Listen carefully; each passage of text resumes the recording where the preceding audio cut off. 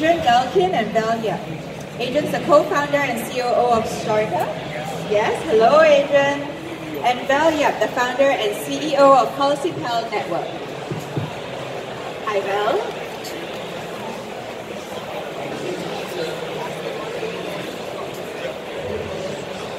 Hi guys, so we don't have much time and I'm pretty sure you guys got a lot to share. So we're going to start really quickly. Val, you come from a fintech background. You were the first project to graduate from the MES Sandbox. Maybe you'd like to share more about your journey into crypto. Why did you choose to do an ICO? Hi, good afternoon everyone. Val, CEO and founder of PolicyPal Network.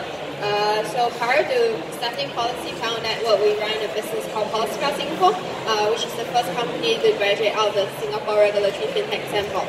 So after getting the insurance broker license with SMFA, that was last September, we started working very closely with insurance companies. We have 16 insurance partners. So what was the challenge that we faced next was that the consumers out there who bought the policies from us were not able to receive their claims as instant as we hoped it to be. So we still have to fill up the manual paperwork. So we solved the problem of them buying policies, managing it, but the claim process was a really tedious one. Other than that, because of unfortunate cases such as fraudulent claims that cause insurance premiums to go up year after year, so we see it as a big problem to be solved. Other than that, we're also looking at what else are we doing next other than being in Singapore. Therefore, we launched PolicyPal Network, which is a decentralized insurance protocol. We work together with insurance companies to put their insurance products on the smart contract. We automate the claims process, we collect the data, and then we optimize the whole insurance premiums from there. So on top of that, working together with the insurance companies, we come up with a new insurance product called Crypto Protect, basically targeting the crypto community, looking at crypto wallets, smart contracts, business operations smart contracts, and local sales smart contracts. And also, we're looking to launch on crypto exchanges. Recently, we did see hacks on Korean exchanges like CoinRail and BitTime. They lost like millions of dollars. So what we're looking at is we recently announced our partnership with Sentinel Protocol. So we work together with them to identify the potential threats, and then we actually try to solve the issues, and then give the coverage to protect against like any potential hacks or like any data loss moving forward. So to summarize, I think you saw blockchain as a solution to a lot of the problems that you're seeing in the business world. But now that you're in the decentralized world, you realize that there's a whole lot of opportunities there serving the decentralized community, right? People like Sentinel Protocol, and from there, you're starting to build an entire business out of that. Yeah, definitely. So I think it's over time of like how your business evolves as you learn more about what other problems you can solve, who else you can partner with to actually tackle a bigger problem. Andrian, do you want to share more about your story with Storiqa? And how do you guys consider doing an ICO? Can you hear me? Perfect. So my name is Andrian Galkin and I'm the founder of the Storiqa. What is Storiqa? Storiqa is a store with a quality assurance. The fact is that I used to have different kind of businesses before, and I used to work with the marketplaces because I wanted to have my own online store, and I figured out that to really work globally, you need to have more than $450,000 to spend on the operational expenses every year to make a really good marketing campaign, to make really good translations of the website, and to make sure that all the delivery things are going pretty well and get to the customer. So doing that, I figured out that there are a lot of issues, and that's why I started to work with Amazon and other companies like eBay and all of that. But the thing is that doing that, I figured out that there are a lot of problems. I am, as a producer, not really secured by Amazon because they just like mediators. They do not take responsibilities for the goods they are selling on their platform. And that's why sometimes my customers, they used to get some products and they were in a bad condition. And being very honest with you, it was not me who made some fake or bad things with my product, which I used to produce myself. And I do not believe that Amazon Facility Center, which I used to work with, can do something because people cannot actually get into the stock, cannot get into the storage. So in fact, I figure out that there are a lot of customers who can do not a really good things to my products, and then they want to return it back. And that's why I figure out that we do need to have quality assurance of the products we do sell on the platforms. In addition to that, on Amazon, Alibaba, we do have a lot of fake reviews. And I don't know about you, but I used to read reviews about the products I'm about to buy. And in addition to that, 3 times I used to get fake Timberlands, because first time I just bought it on eBay, and they were fake because they just fell apart in 3 months after I bought them, and I paid a really good price for them. The second time, I just bought it online on the kind of official Timberland store, but I didn't get anything back. I just lost my money. So the third time, mostly from a personal experience. Yes, when you yes. got with the blockchain. It's all about the personal experience. And the main thing that, like, one time I was at the conference speaking about blockchain and how actually the blockchain can impact the e-commerce. And it was very interesting because one of the students of the University of California stood up and saying like, hey, I used to work for Amazon for $500 a week, and I used to write reviews on products I never touched, I never saw, and this is not really good because, in fact, you are getting fake. And the problem is that my mom, she's a big fan of Alibaba. She lives in Russia, and AliExpress is very popular there. But the product, the quality of the product is very bad. And usually on the picture it looks so good, so the expectations in reality is absolutely different. They're totally different. So sometimes you may get really pissed if you're getting ready for some event, and then you're waiting for like nice costume to come for you to dress up, and then you do not have that. So this is just like briefly about the problems sellers used to face and customers used to face. So that's why we decided to build a platform, and this year we raised our 25M token sale. And by the end of this year, we do have our product, the platform ready. We just released our demo version of the platform. And let's talk a bit about the ICO, right? Yes. So you guys had a blockbuster ICOs. You guys raised 20 million and above on the ICO. Well, you sold your crowd sale in a record time. Maybe you could share a bit about the community building, right? How do you guys build that FOMO? How do you get the community excited about your project? And yeah, maybe that could be great. I think a lot of ICO projects will say building the FOMO, right? But for us, the focus is more on delivering what we want to achieve. So one good advantage that our company has is that like the team has been working together for the past 2 years. We have a working product on the PolicyPal Singapore end. We have signed up with like insurance partners, working together with them, delivering real products where people out there is able to download on the Play Store and App Store. So there's something you must have done at the crowd, right? There's something that you would have had to do to drive support on the Telegram. Definitely, right? definitely. I know your track record, things that you've done.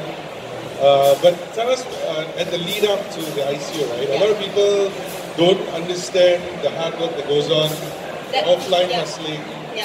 Maybe you can talk a bit about that. Yeah, I will share a bit about that. So we're lucky that like we completed the sale when we opened up, it was done in 35 seconds, which like the team were all really happy. It was a Sunday, we thought we had to work that day, but 10 a.m. we're like, okay, what's next? Oh, we are done. Okay, so that was the exciting part. And then beforehand, we started preparing from last August.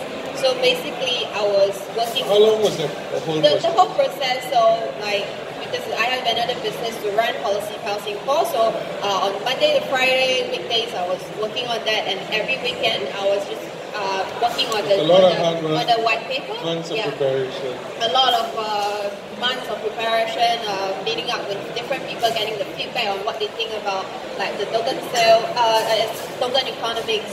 And other than that, as we run another business which is regulated as well, so we actually have to inform the rest of our partners who potentially will be named and will be shared on the white paper.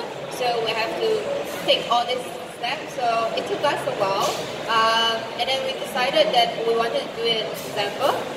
December, when we realized it was actually a holiday season, everyone was on vacation. The value was going up, so not a good time to fundraise, right? Everyone was.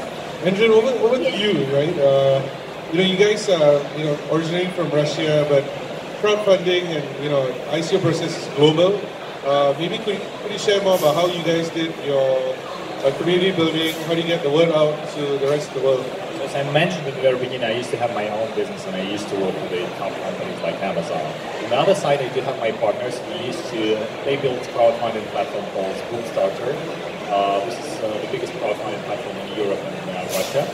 And actually, right now they do run the token sale. So wish them luck. The thing is that they built more than 1,200 successful businesses. And those businesses, they came back to them 2 years later saying, hey guys, we stopped our growth. We want to continue growing, we want to expand more markets, but we cannot do that because we do not know how to get all of that marketing campaigns and all of that in other countries. Because, like, imagine if you produce like cutting boards in Czech Republic and then you want to sell them to Japan. Like, that's impossible to do that, first of all, because of the different currencies, different payment system and all of that. So that's why we decided to do that. And we combined our resources and we were like, well, there is something like token sale or ICOs, so what is that? Let's try to do that because we used to know what is crowdfunding and that's it. So as a result, we started to explore that field, and in less than a month, we decided that we gotta run the token sale because we want to build our platform and our token will work. Because before that, we didn't know that token can be used inside the platform or something like that. We didn't even know that we can use the platform. So as a result, we did, like right now, a lot of projects, they do raise a lot of money just as a crowdfunding. And in my personal opinion, that on the one side, that's a really good thing to have because you can raise money, but on the other side, do not have to forget about like the whole and the main mechanism of blockchain. You need to have your token, which can be with the utility, the security, they're like, as you do heard probably since September, the equity token will be in power very soon. So, we're running out of time. Maybe one last question for the both of y'all. What is one thing that you guys felt you could have done better in your campaign, right? Maybe as advice to someone in the audience who's planning an ICO. And what is one thing that you would tell them not to do? So the first thing, you do not have to fear that you will do something wrong. We actually do understand that the team is the main thing. If you do have the great team, which really believes in this project, that every day and every night going to bed believing that the project will succeed, that it definitely happens. If you do not have people who believe in the project, just get rid of them, please, from your project. Plus to that, we really spent a lot of personal savings, personal money to get advisors. We paid a lot of money, but believe me, until we found really good advisors who really helped us a lot, we spent a lot of money. So please do not work with advisors who are saying to you like, well, give me 50K in cash, or give me like 30 Ethereum first and then we're going to talk to you. Forget about that. The good advisor is when she really likes the project, they do share the same views on the problem you're trying to share and the problem you're trying to resolve. So once you do have those kind of people, please try to get them to your team. That's why I'm very thankful to our advisors. And one of our advisors, actually, he became our senior vice president of the Asian Pacific region, Alan Wong. He's actually over here. Yeah, and he right now is setting up our office in Singapore over here. So the reason why we are here is not only to attend the conference, but also to set up a big office and to work and focus on the Southeast Asia. Go, finally to you. I agree with finding good advisors. So the right advisors actually help us moving forward because in the ICO space it's really new. Sometimes you learn along the way. So having good advisors, especially those who have conducted their own token sale before.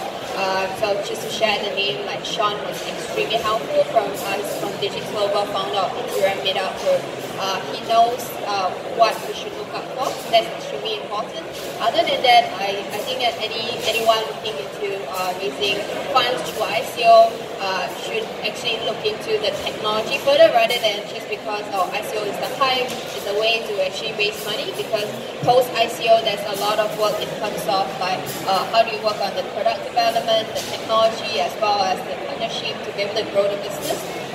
So recently we have revamped our technical roadmap by a little bit as well, because previously when we were writing our white paper, we were really focused on like, just the business side and then how we can use the current technology. However, we didn't think further that like what is the potential like technology that we can actually explore. So from building dApps, which is like building on Ethereum, to now the plan is actually having our own protocol to be able to work together with more insurance partners and then change according to like what we have learned accordingly, rather than just narrowing down like what you feel that okay, this is doable right now at this current moment. You have to think and dream bigger. Well, thank you very much, guys. I guess in summary, you know, if you decide to go on an ICO, it's going to be a long journey ahead. You got to work day and night for months and get good advisors and get as much help as you can. Thank you. Yeah, thank you so much. I do believe that you guys probably do have a lot of questions, so feel free to reach me. I'm in this white shirt with Storiqa on the front. Thank you so much. Appreciate that. Thank you, Prakash, Andrian, and